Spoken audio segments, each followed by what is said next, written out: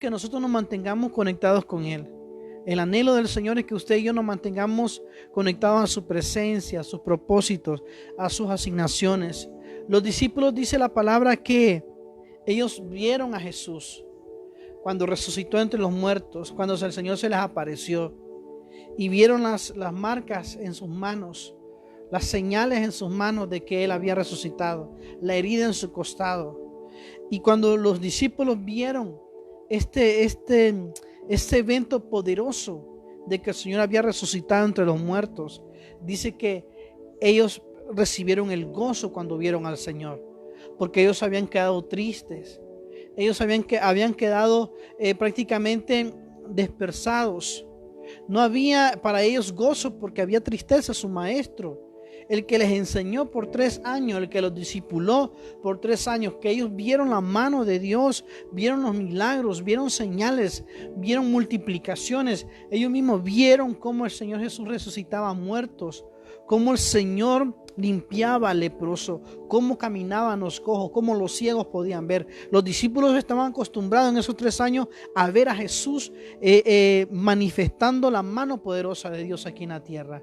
Al momento que el Señor murió, ellos creían que todo había terminado. Se habían olvidado de que al tercer día el Señor iba a resucitar de entre los muertos. Por eso el Señor se les apareció y ellos recibieron nuevamente el gozo. ¿Por qué? Porque vieron a Jesús resucitado. Te quiero decir en esta hora, tenemos que ver a nuestro Señor Jesús. Tenemos que poner nuestra mirada en nuestro Señor Jesús. No en el hombre, no en las circunstancias, no en los problemas, no en las cosas que el mundo se está pasando ahorita, las cosas que se están gestando en el mundo. Nuestra mirada tiene que estar puesta en nuestro Señor Jesús. Este año 2021, que llevamos 2 meses, hoy 7 de febrero, nuestra mirada tiene que estar puesta en Jesús. De Él viene el gozo. Y dice la Biblia que el gozo del Señor es nuestra, ¿qué dice la palabra? Nuestra fortaleza. En San Juan capítulo 20, versículo 20 dice la palabra: y cuando les hubo dicho esto, le mostró las manos y el costado. Y dice la palabra que los discípulos se regocijaron cuando vieron al Señor. Como les digo anteriormente, ellos habían quedado tristes porque habían pensado que Jesús ya había llegado hasta ahí nomás, que había muerto, no había resucitado. Cuando ellos lo vieron resucitado, ese poder grande, al ver al Señor Jesús resucitado entre los muertos, ellos recibieron gozo. ¿Cómo lo recibieron? Viendo al Señor. El Señor quiere que nosotros sigamos viendo las maravillas, sigamos viendo lo que dice la palabra, manteniendo nuestra mirada en nuestro Señor, que no está en una tumba. El Señor resucitó de entre los muertos. ¿Qué significa poner la mirada en nuestro Señor? Significa poner la mirada en las cosas del cielo, las cosas que están arriba. La Biblia dice, hermanos, que todo lo que nosotros desatemos aquí en la tierra será desatado en los cielos. Allá está nuestra sanidad. Entonces tenemos que hacer que esa sanidad venga aquí a la tierra. Nuestra mirada tiene que estar puesta ¿a dónde? En los cielos, arriba, donde está Jesús, donde está nuestro Señor. Así que dice la palabra en Colosenses capítulo 3 versículo 1 al 2, dice: si pues haber resucitado con Cristo, buscad las cosas ¿de dónde? De arriba, donde está Cristo sentado a la diestra de Dios. Mi mirada tiene que estar puesta donde está el Señor Jesús. Pedro, el apóstol Pedro, caminó sobre las aguas y caminó sobre ellas. ¿Por qué? Porque tenía la mirada puesta, fija en Jesús. El Señor está sentado a la diestra del Padre. Entonces nuestra mirada tiene que estar puesta en Cristo Jesús, porque Él está sentado a la diestra de nuestro Padre. Y dice el versículo 2: poned la mira en las cosas de arriba y no en las de la tierra.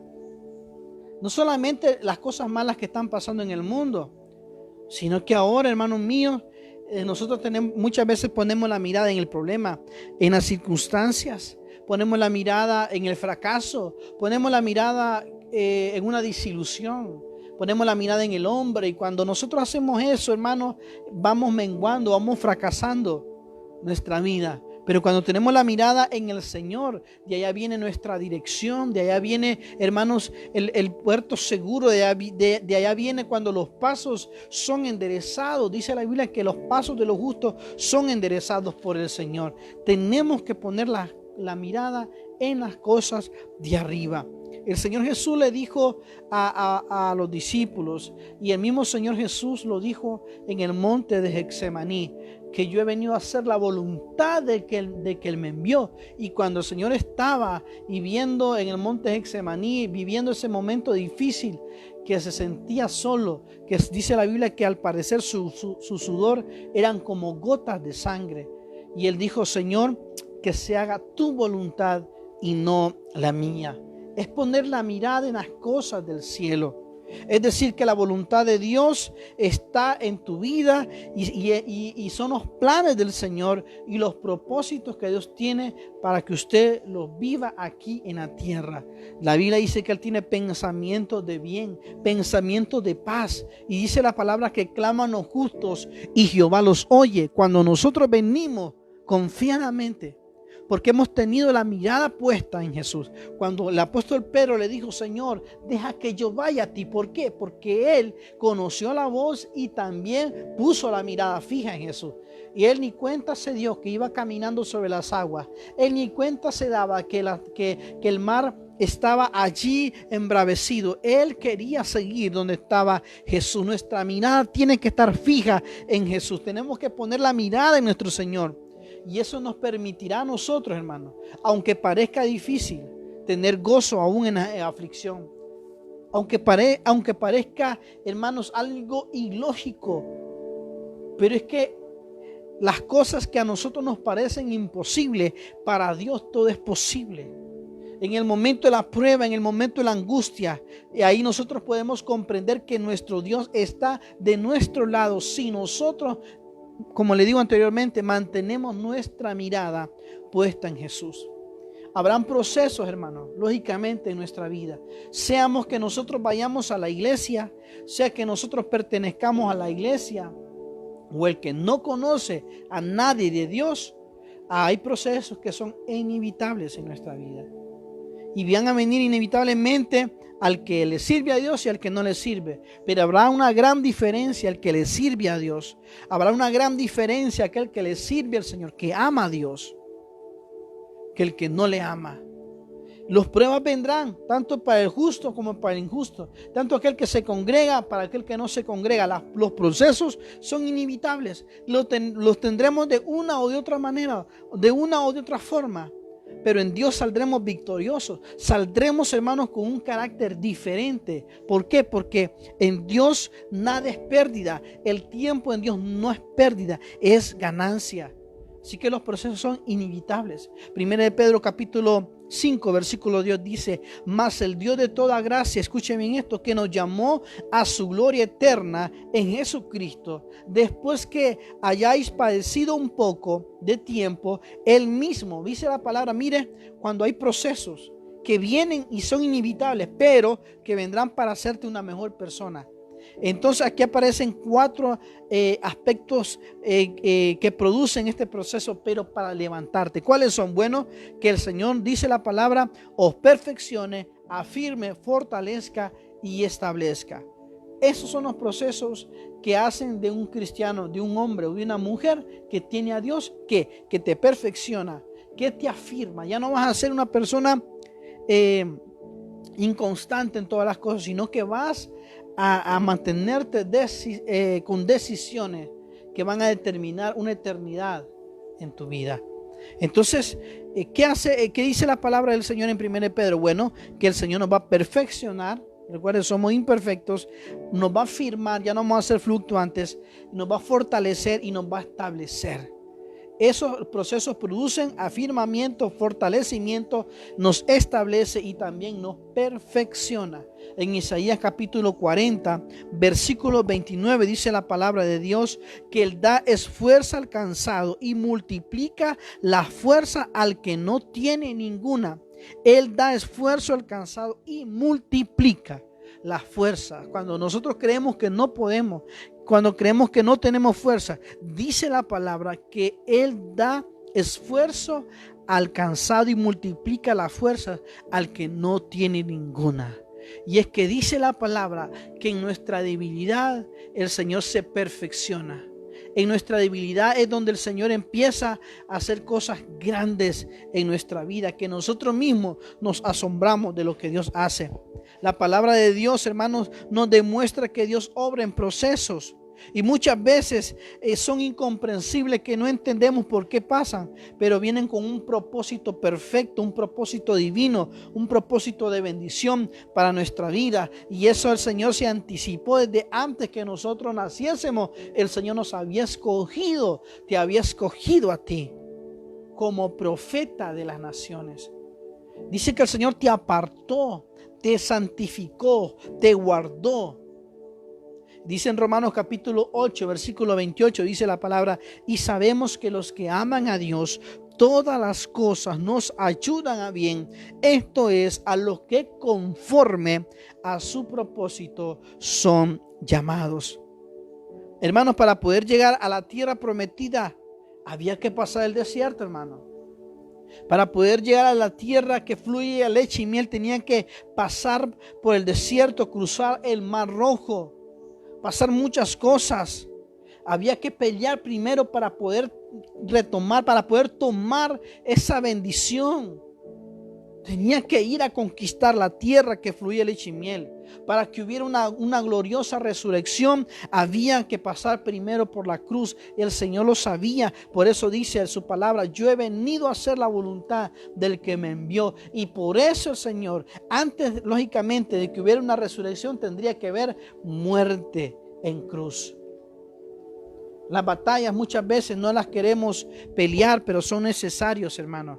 ¿Por qué? Porque lógicamente si queremos victoria tenemos que pelear. Muchas veces nosotros decimos esta palabra porque la hemos escuchado decir en otras personas. ¿Y cómo estamos? Estamos bendecidos, prosperados y en victoria. Pero quizás no has peleado la batalla. Y todos los días nosotros tenemos constantes luchas con uno mismo, con lo que pensamos, con lo que sentimos, el morir. Pero es necesario eso. ¿Por qué? Porque eso nos dará la victoria. No hay batallas, lógicamente no hay victoria. Tiene que haber una batalla para poder tener una victoria. Y las batallas, hermanos, forjan en tu vida, forjan en mi vida el carácter que el Señor quiere que nosotros tengamos. Porque las decisiones deben ser valientes. Porque esas decisiones que usted y yo tomemos van a marcar y van a hacer eco en la eternidad. Podrán ser decisiones que vayan conforme a la voluntad del Señor, o las decisiones que nos puedan llevar al camino totalmente de la perdición. Escogemos. Las decisiones determinan nuestro futuro, nuestra eternidad. En Jueces capítulo 6, versículo 12 dice la palabra: y el ángel de Jehová se le apareció y le dijo, mire qué poderoso esto. Y el ángel de Jehová se le apareció y le dijo: Jehová está contigo, varón esforzado y valiente. Dios en esta noche te dice: mujer, hombre, Dios está contigo porque te ha encontrado esforzado, porque eres valiente. La palabra de Dios habla mucho, hermanos, sobre valentía. En la palabra de Dios animaba el Señor a Josué y le decía: Josué, esfuérzate y sé muy valiente. No temas ni desmayes, esfuérzate, pero tienes que esforzarte. Cuando el Señor le hablaba y le decía a Josué esto, que le decía que todo lo que tocare prosperará, que no se apartare, que meditara en la palabra de día y de noche, pero le decía: esfuérzate, sé muy valiente. Y es que para seguir en el camino de Dios y renunciar a las cosas del mundo, tenemos que ser muy valientes, tenemos que ser determinados. Como te decía anteriormente, las decisiones pueden marcar nuestra eternidad para bendición o para maldición. ¿Valientes para qué? Para tomar decisiones, para saber decidir y llevar a cabo los planes, los propósitos de Dios en nuestra vida. Es decir, que nosotros vamos a renunciar a lo nuestro para cumplir lo que el Señor quiere que hagamos en este mundo. Jesús mismo dijo: yo no he venido a hacer mi voluntad, sino la voluntad de aquel que me envió. Pero la palabra nos llama, hermanos, a tomar decisiones valientes en nuestra vida. Hay un pasaje en Deuteronomio capítulo 30, versículo 19. Vamos a ver si lo podemos compartir acá. Deuteronomio 30, 19. Dice la palabra del Señor y me llama mucho la atención porque el Señor llama a testigos. 19:20 dice la palabra: a los cielos y a la tierra llaman por testigos hoy contra vosotros, que os he puesto delante la vida y la muerte, la bendición y la maldición. Y viene el Señor que en su infinita misericordia dice: escoge pues la vida para que vivas tú y tu descendencia. La valentía de tomar decisiones, como le digo, marcarán nuestra eternidad, y no solamente la tuya, sino la de tus generaciones, las que vienen después de ti. Por eso dice: escoge pues la vida para que vivas tú y tu descendencia. Versículo 20 dice: amando a Jehová tu Dios. Mire cómo dice la palabra, cómo yo tomando esa palabra de la vida, y que las personas que vienen detrás de mí, que son mi descendencia, van a alcanzar bendición. Como amando a Jehová tu Dios, atendiendo su voz y siguiéndole a él. Y sigue diciendo la palabra: porque él es vida para ti y prolongación a tus días. Así dice la palabra. Amando a Jehová tu Dios y atendiendo a su voz y siguiéndole a él, siguiéndole al Señor, porque él es vida para ti. Cuando Pedro le decía al Señor y le dijo: Señor, se han ido de dos en dos los que tú ungiste, los que tú llamaste para que fueran a predicar, y hacían grandes señales. Las personas endemoniadas eran libres, personas enfermas eran sanas, pero mira que se han ido, Señor. Y viene el Señor Jesús y le dice a Pedro: bueno, Pedro, si te quieres ir, andate también. Porque Pedro le dijo: dura es tu palabra, ¿quién la podrá llevar? Entonces el Señor le dijo: Pedro, si quieres, andate. Entonces Pedro le dijo: Señor, ¿a dónde yo iré? ¿A dónde iré si solo tú tienes palabras de vida? ¿A dónde irá el hombre? ¿A dónde irá la mujer sin Dios? Solo en Él hay vida. Dice la palabra que el enemigo vino a matar, hurtar y destruir, pero Jesús vino a dar vida. Y dice la palabra: vida en abundancia. Él es nuestra vida. Él va a prolongar nuestros días, no para que vivamos de proceso en proceso, sino para que gocemos nuestra vida aquí en la tierra, y que la manifestación de los hijos se vea en esta tierra donde lo que se mira es maldad. Dios quiere que nosotros dependamos absolutamente de Él y que le sigamos, que nuestra mirada esté puesta en el Señor.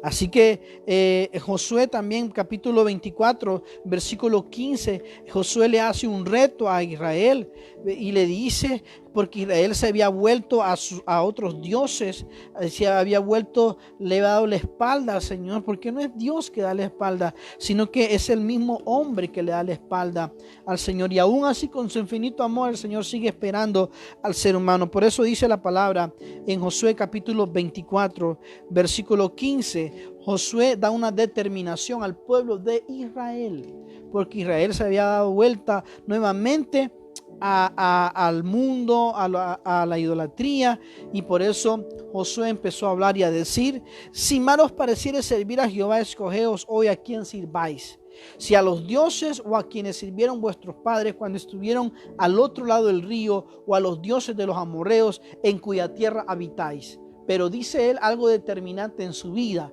pero yo y mi casa serviremos a Jehová. Yo y mi casa serviremos a Jehová. Existe determinación. Aunque otros no quieran, usted tiene que ser determinado en seguir al Señor. Necesitamos tomar decisiones valientes para agradar a Dios, no a los hombres. Para apartarnos, hermanos, de todo aquello que no le agrada a Dios. Josué le decía: ustedes quieren seguir el mismo camino de sus padres.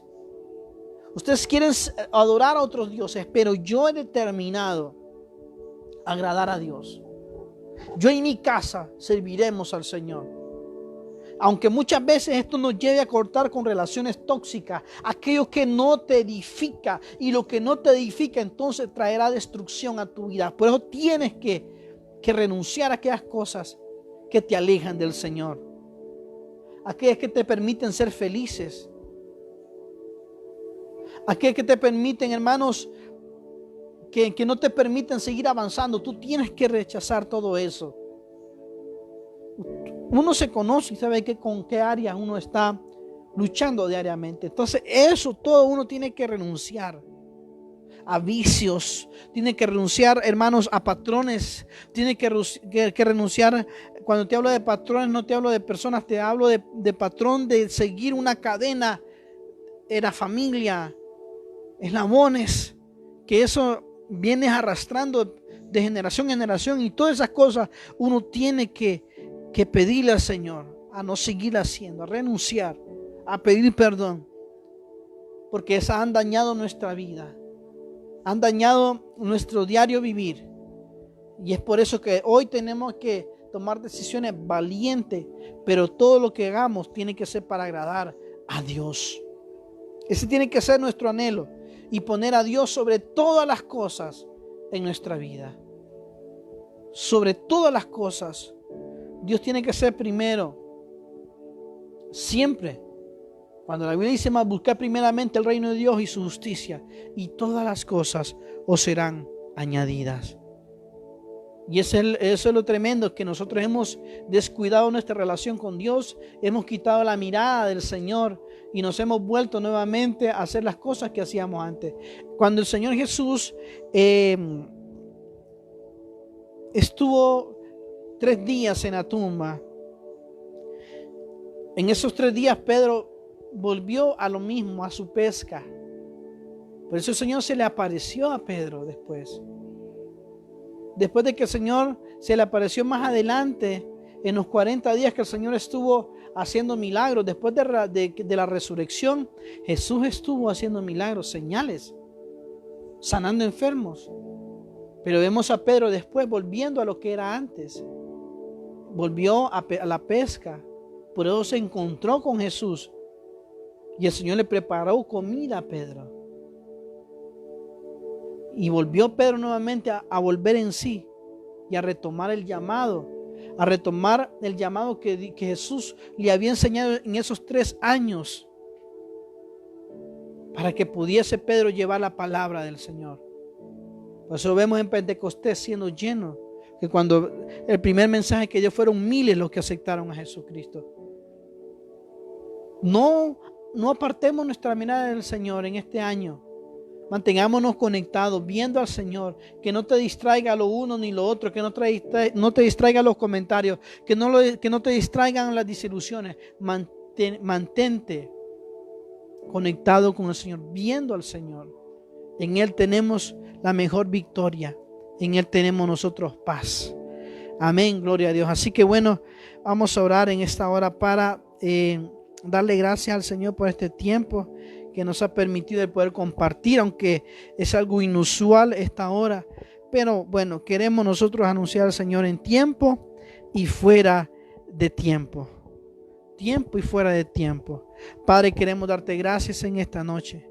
Gracias, Dios mío, porque tu palabra fue servida, Señor. Queremos poner nuestra mirada en ti y no ver las circunstancias, no ver los problemas, no ver, Señor Jesús, las cosas que pueden suceder.